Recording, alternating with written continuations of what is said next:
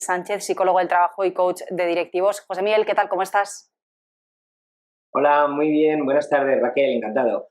Bueno, pues como destacábamos, nos quedamos con las ganas, ¿no?, de ver a Simone Biles dentro de esa final por equipos. Lo veíamos también en la final individual. Vamos a ver qué pasa con aparatos, pero bueno, todo apunta a que bueno, pues finalmente se cae, ¿no?, de esa competición por completo la deportista. ¿Qué debate, ¿no?, se está formando? Lo estamos viendo que es trending topic esta noticia durante toda la semana y hoy desde luego también. ¿Qué tenemos que tener en cuenta? Porque todo el mundo estaba mirándola a ella, todo el mundo estaba esperando que revalidara ese título de campeona olímpica y por un lado, bueno, pues se presupone, ¿no?, que un deportista de élite tiene toda esa preparación mental también, además de la física. ¿Cómo de importante es ese equilibrio mental, ese equilibrio psicológico, ¿no?, a la hora de competir en competiciones de alto rendimiento?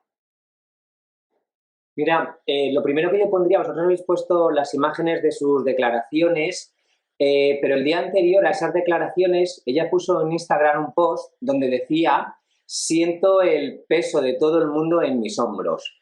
Para mí, esta es la clave. Una de las cosas que se esperaba de esta deportista es que consiguiera 6 oros en estos Juegos Olímpicos. Ese es el peso que ella tenía detrás.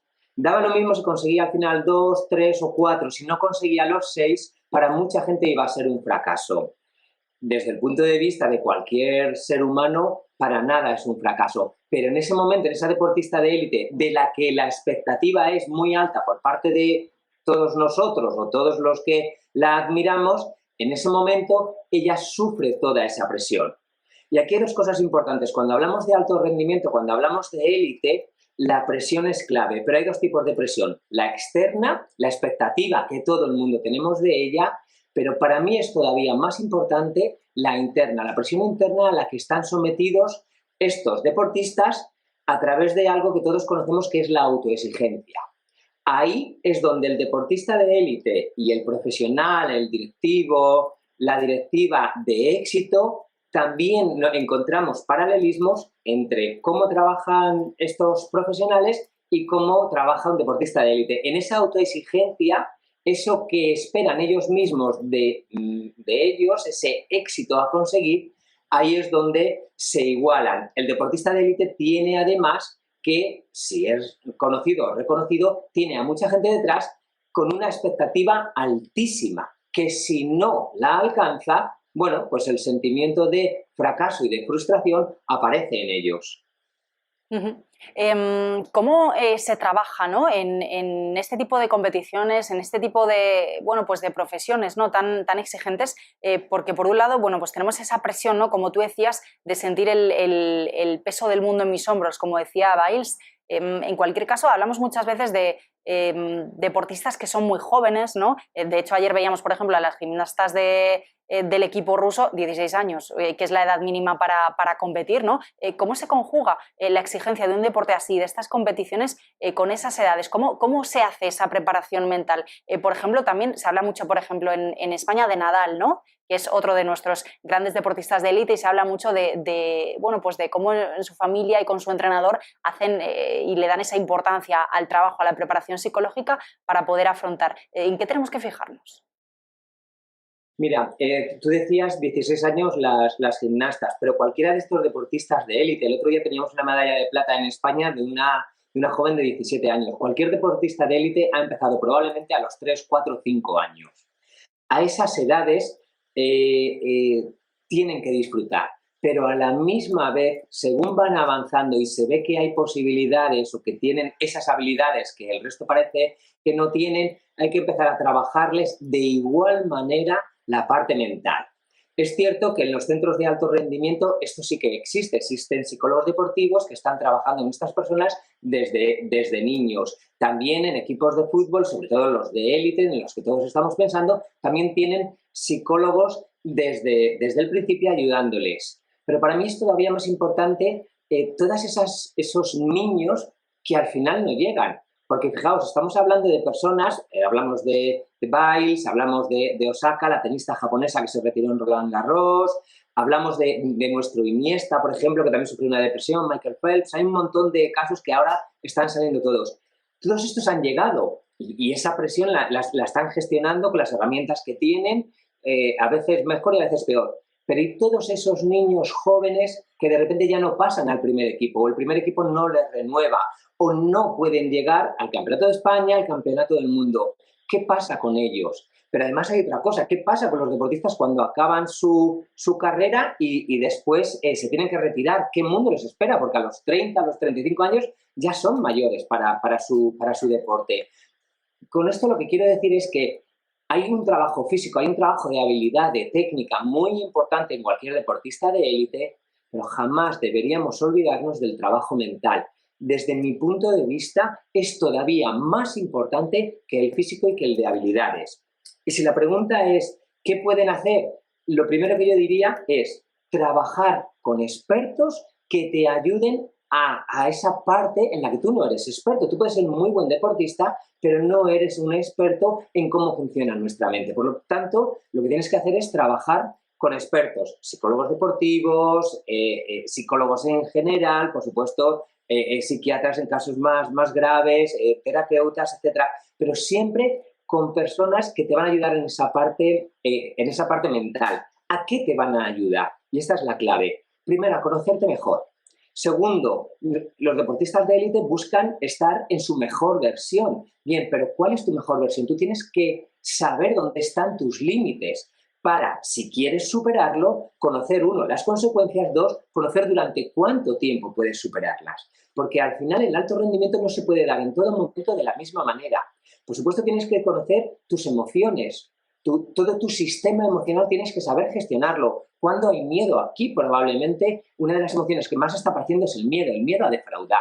Por supuesto, la ira, la rabia, todas estas emociones, sin duda alguna la frustración, todas estas emociones están apareciendo en este momento. Tú tienes que aprender, uno, a reconocerlas, a conocerlas y a gestionarlas en diferentes momentos. Y todo eso se entrena, y se entrena en los entrenamientos para que cuando tú estés en esa situación real de verdad, tú ya tengas esa habilidad de gestionarla porque la has practicado muchísimo. Igual que practicas el saque en tenis durante 1000 veces o en 1000 situaciones diferentes, también lo puedes practicar mentalmente de 1000 maneras diferentes. Y eso es clave. No en todos los deportes y no en todos los deportistas de élite se trabaja. E incluso en estos casos como esta deportista, pues incluso aún trabajándolo, el peso es tan grande que, bueno, al final estamos hablando de una joven de 24 años. Quizá la responsabilidad es hasta exagerada buscar que ganara 6 oros en estos Juegos Olímpicos. Uh-huh. José Miguel, una última cuestión, porque mencionábamos, bueno, hemos estado hablando, ¿no?, del deporte de élite, ¿no?, y de las diferentes preparaciones psicológicas que debería llevar en cada una de sus etapas. Pero era interesante el punto que avanzabas al principio, ¿no?, esa autoexigencia como paralelismo o como punto común que puede tener un deportista de élite o un directivo empresarial, ¿no? Si aplicamos todo este tema de la presión, de la ansiedad, de las expectativas o del fracaso al mundo de, bueno, pues de aquellas personas que tienen grandes responsabilidades en las empresas y que, bueno, pues están al frente, le ponen la cara y tienen que hacerlas crecer y tienen que, igual que Simone Biles, conseguir medallas de oro, a lo mejor un CEO, ¿no?, tiene que conseguir llegar a X nivel de facturación, tiene que seguir superando resultados. También ahí el nivel de exigencia es muy grande y la presión es muy grande. ¿Cómo, bueno, pues gestionarlo, ¿no?, en el caso de una persona que tenga un cargo así al frente de una empresa? Mira, Raquel, esto es uno de los trabajos que más hago habitualmente cuando trabajo como coach ejecutivo con directivos. Lo que trabajamos es cómo reducir el nivel de autoexigencia, que casi siempre en estos perfiles es muy alto, muy elevado. De hecho, ellos y ellas casi siempre me dicen, gracias a mi autoexigencia he llegado aquí. Y yo siempre les hago la misma pregunta, ¿y a qué coste? Y cuando empezamos a rascar, a indagar, a profundizar en ese coste, hay un coste personal, muchas veces hay un coste familiar e incluso un coste de esa otra vida que te hace estar más equilibrado como ser humano. Me refiero a tu tiempo libre, me refiero a dedicar tu vida a algo más que el trabajo. La autoexigencia lo que tiene es esto, que tú dedicas demasiadas horas, demasiado tiempo, demasiada prioridad a un solo elemento, a un solo ámbito de tu vida. En el caso de los deportistas, al final su carrera son 10 años, 12 años, y a los 30, 32 lo pueden dejar si quieren. En el caso de un directivo, de una ejecutiva, eso es 20 años, 25, 30 años puede durar. Es verdad que no tienes a todo el mundo detrás de ti, pero sí puedes tener a toda una empresa. Tienes que tomar decisiones, lo que tú decías, de nueva financiación que voy a buscar.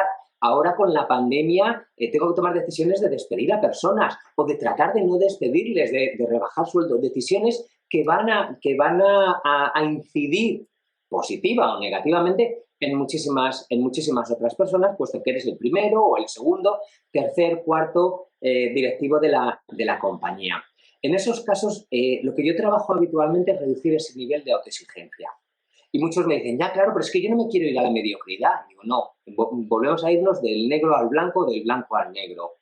Vamos a colocarnos en los grises. Y yo siempre trabajo en que busquen la excelencia. Y si me permites un minuto más, voy a hacer una distinción entre autoexigencia y excelencia. La autoexigencia es ir todo el rato al 180% o al 150% y darlo en todo. Claro, ¿qué pasa? Que como somos humanos, por muy inteligentes, muy brillantes que seamos, llega un momento en que el 180 al 150% no lo podemos dar en todos los ámbitos, en todas las responsabilidades que tenemos. Por lo tanto, lo que yo trabajo con ellos es que trabajen en dar el 110, en algunas ocasiones el 115% en cada cosa que hacen, pero en los diferentes ámbitos. Por lo tanto, se mueven entre el 100, 105, 115%, pero lo hacen en su trabajo, lo hacen en su parte personal, lo hacen en sus responsabilidades familiares, lo hacen en sus hobbies. Es decir, al final lo que estás trabajando, todas estas personas son líderes.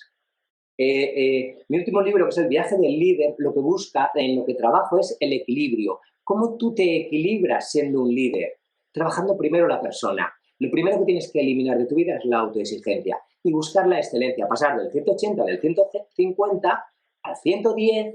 Para mí es hacerlo por encima de la media, bastante por encima de la media, pero a un nivel que puedes equilibrar los diferentes ámbitos en los que te mueves. El liderazgo empieza aquí dentro y desde aquí resuena hacia afuera. Para que tú estés equilibrado aquí, es muy importante que no busques lo perfecto, sino que busques esa excelencia que te va a permitir serlo en diferentes ámbitos, en los diferentes ámbitos que como ser humano todos nos movemos.